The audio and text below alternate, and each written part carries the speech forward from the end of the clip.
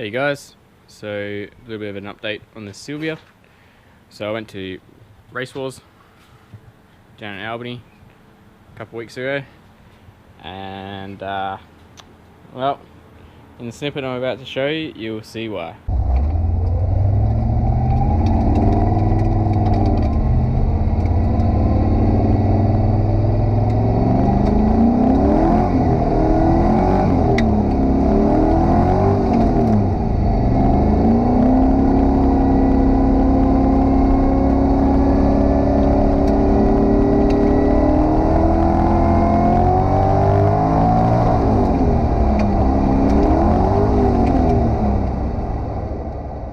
Yep, so that's right, so I blew the gearbox, so third and fourth gear, no more, which is unfortunate. So what I'm going to be doing today is first inspecting the gearbox and then go from there. So we're going to be getting the car up on some stands, pull the pan off, drain it with oil, and pretty much just by pulling the pan off I'm going to be able to see whether it's worth doing anything with or not. Judging by the failure, I think I've actually broken, I've obviously fried a clutch pack in the process, but I think I've cracked one of the hubs because it sort of didn't happen straight away. I didn't just lose the gear, I sort of started to flare a little bit and then I lost it. So it was almost like I was losing line pressure. So I think number one drum's got a crack in it, which is pretty common apparently, or the basket for number 3, 4 might be cracked. So, because this car is obviously, as you can tell, quite jam-packed, it's going to be a bit of a pain in the ass to remove the box. Now the box sits really close to the trans tunnel, so just removing it is not going to be possible. So what I'm going to have to do, first off, I have to remove the exhaust system to get that out of the way because it crosses under the gearbox and it's just in the way in general. Once I've done that, I'm either going to just try to loosen the engine brackets, they're not mounts because there's no rubber mount, and see if I can just tilt the engine backwards enough. I don't think so. I don't think that's going to be enough. So what I'm probably going to have to end up doing is dropping the subframe. So I'll put the car on stands on the rear, stands in the front, drop the front subframe, so the whole engine assembly, gearbox, the whole lot, drop that down probably say 50 mil. And then I'll be able to slide the gearbox back. Otherwise, the other option is to just pull the whole engine and trans out, which isn't overly hard. It just, yeah, I don't know. Pretty much they're both about as easy as each other. The only option is I got to drain the coolant if I do that, which I don't really want to do. And obviously got to drain power steering, and there's a few fluids that I got to drain, which I'd rather not. So I think dropping the subframe's probably the easiest. So we'll get up on stands and we'll go from there. Well, got my Skid Factory t-shirt on. Couldn't find any lemon squashes, so I've got a single pin beer, next best thing. So let's get down to business. Let's pull the box out. Alrighty, so I have got the car up on stands, as you can see. I have taken the pan off, and here's the result. So as you can see in there, the oil that's dripping out was nice and red, but in the bottom of the pan it's just clutch material city. So you can see where I sort of got it with my finger there, it's just all black. It should be red. For you those that don't know auto trans fluid is red, blackness is clutch material. So this is all clutch material really. So the top layer, nice and red, you can see here. So it shouldn't look like engine oil. So I'm not really going to bother stripping this any further. I know what's happened. Burnt clutches, obviously. I'm not really going to waste any time with this transmission because there was nothing wrong with it before. So it's just simply too much power going through it. I know 4L60s are pretty horrible anyway. I mean, everyone told me that not to run it, but I was on a budget, so, well, I mean, I'm not on a budget, but, you know, I don't want to spend money that I don't need to spend sort of thing, so I was just going to basically run it till it blew because I had it anyway. So now that it has blown, I'll pull it out and chuck a 3-speed in it, a Turbo 400. So Turbo 400's factory, they can hold about 450 horsepower. That's engine horsepower, so this is already putting out about 400 engine horsepower. So what I'm going to do is build a Turbo 400 up, and capable of about 750 horsepower. So it's got the the 32 Sprag in it, upgraded frictions, and a few other little bits and bobs. So yeah, it should handle about 750. And I'm also going to get a high torque converter. So I'm going to pull the box out now, and we'll go from there. Okay, so 4L60 is out. Wasn't overly hard to remove, pretty easy. There was enough room to get access all the bolts, and with the engine, well, engine mounts, they're solid mounted, but anyway, with those loosened up, it came out pretty good. Getting the converter out was pretty easy as well. Just went through the starter motor hole. There's a little sort of plastic plate behind the starter motor. You take that off, and there's just enough room to undo the torque converter bolts. So this is the new tranny. It's a Turbo 400. So this is brand new, fresh rebuild. It's got a 32 spline front Sprag and the 16 rear. Upgraded friction, so it's good for about 750 horsepower. This is the converter, so it's a Dominator converter, which is an Australian company, and this is was built for a big block nitrous motor. So it was built to handle about 600 horsepower, and it was with a rate of 4,500 stall speed. So the guy had it with a pretty much cammed LS similar to mine. He said it was stalling out at about 3.5. So it should stall about 3.5 with my setup, and then when I turbo it later, it should be plenty. It should already be strong enough and the right stall speed for a turbo. So best of both worlds. I figured I was going to have to buy 2 converters, one for this and then one for the later turbo setup, but this is hopefully going to work out pretty good. So I guess we'll find out. So I'm going to fit the converter to the box here. I've already test fitted it, and I've got my drive shaft made as well. I'll show you that quickly. Drive shaft is just under here, so you can see it there. It's got a new input. It's a humongous input yoke compared to the old 4L60. I'll post up a photo now.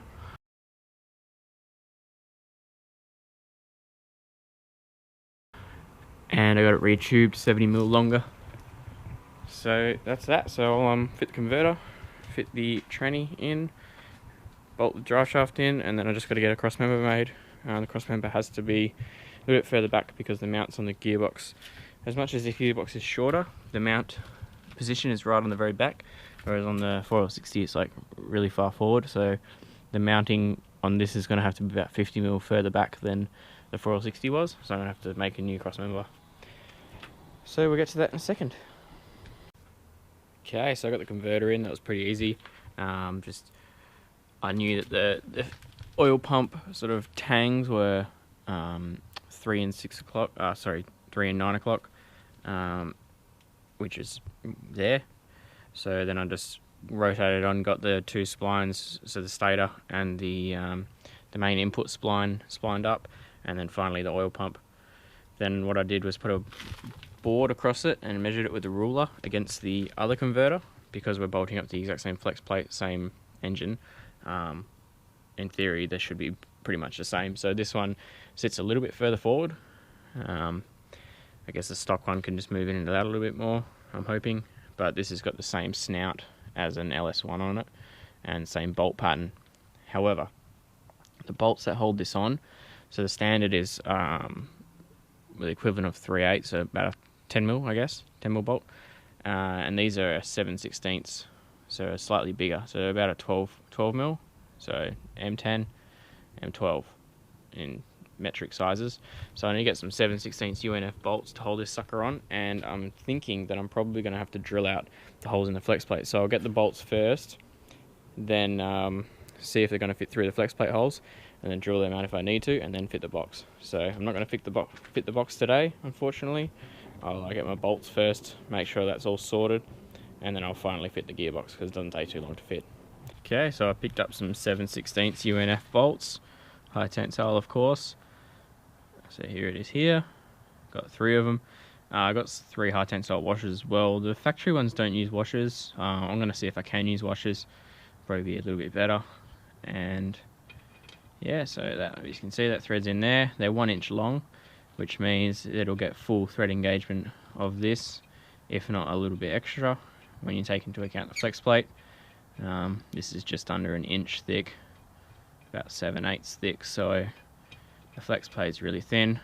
So as you can see, I don't know if you'll be able to see, to be honest, but yeah, I've got about another 3mm there, additional to the flex plate. So what I've gone ahead and done as well is I've just drilled out the flex plate using a 12mm drill bit. So now that the bolts will fit through. I'm not sure if this is like an LS thing. I mean, I'm pretty new to these myself. Hopefully the lighting under here is not too bad. But we are running out a bit of daylight here. However, the holes in the flex plate, this one I had to drill out, and the other 2 are already big enough, if not a little bigger. However, they're not like burred over as if, you know, the converter was loose and it was jiggling around. So I'm not sure by factory, maybe they leave 2 big and 1 the perfect size, and you know, one's like a locator and the other is just in case the converter is not spot on. I'm not really entirely sure, but yeah, I only had to drill out 1, so fingers crossed that's okay. So I'm just going to clean up the face of the engine block, the face of the tranny and the converter, and then we'll be bringing it in here and fitting it. Now obviously I've already got myself here, so I don't have a cameraman to film all the glory, but what I do is I've got a block of plank of wood there, so I slide the tranny onto the wood, and then I slide the block of wood / transmission onto the jack, and then get it all nice and balanced, and just jack it up and slide it on. Because, you know, we don't have a spigot or anything to be worrying about really, like a manual, it slides on pretty easy. I haven't actually done this with the converter yet. I've fitted it without the converter and it fit on like a breeze. So I could be in a bit of strife here doing it myself with the converter. Fingers crossed it all goes good. So yeah, like I say guys, I can't really film this unfortunately, so I'll check back in a second. Okay, light to the rescue hopefully. So I've got the tranny just sitting on the jack there with the plank of wood. It's not perfect, but it'll do. So I ended up actually dragging the tranny onto the jack without the wood first. So I kind of like leave it up on the front of the tranny, slid the jack under and pivoted it on, and then I pivoted the front of the tranny against the jack and slid the wood in from the back. So that's the only way I could really do it, because it's quite heavy under here. So now we're all lined up. I just got to go up, slide it in, bolt it on, and then tighten up the torque converter. Alrighty, so the tranny is in, which I'll show you just in a minute. So I'm going to put the torque converter bolts in soon. So these are a 7/16 UNF bolt, and they are grade 8, so a high tensile bolt. Therefore the torque spec for these is 58 foot-pound, so I'll be torquing those up. I'll also be using some Loctite. What I'm going to do is put all the bolts in first, tighten the torque converter up, and then take each one out individually and Loctite it and put it back in again. Just to confirm, obviously, that the bolt converter first obviously fits. I don't know if the bolt hole is going to be slightly out, and the last thing I want to do is already have them Loctited and torqued up. But also you want the whole thing to be seated before you really torque it down. It's not good practice to sort of torque one bolt when the other bolt's not in there, and vice versa, because it could go on an angle. So I'll get under here and have a quick look. Oh. So hopefully you guys can see. It's going to be pretty horrible, I think, but the torque converter is in, obviously the tranny's in. Hopefully you'll be able to see there's a bit of a gap between the converter and the tranny, which is what you want, because you don't want the converter hard up against the tranny. So there's about a 3 or 4 mil gap there, which is good. So you're going to get obviously good engagement into the transmission with the torque converter. The oil pump, which is the last thing to spline in, is going to be fully splined in, but it's not going to be thrusting against the transmission at all times. It's going to still be sitting into the flex plate. So the transmission's all bolted up. Now there is one bolt hole on the driver's side, so on the right hand side of the motor for us in Australia. The top one doesn't actually mesh with the LS bolt pattern, so obviously Chevy or GM has changed it over the years. But not to worry, so I'm going to bolt the converter up now, torque them up, and that should probably pretty much do it for tonight, and I'll tack the cross member tomorrow. Okay, so torque converter is all torqued up, so I access the bolt, each one with a really long extension, and come in through the front here. So I find that's the easiest way, otherwise it's quite a pain. There's obviously the steering rack and everything in the way. So I tightened all of them up. So first I put them all in like with about 1 mil clearance, then I nipped all of them up once it was obviously all the bolts are in, and then finally took them out, put Loctite on them, and torqued them to 60 foot-pound. So that's it, all done. Cool. That'll probably wrap it up for this episode. So in the next episode I'll be doing the cross member, putting the drive shaft in, doing the trans cooler lines, and finally putting all the exhaust and everything back on and going for a drive. Thanks for watching, guys. I'll see you later.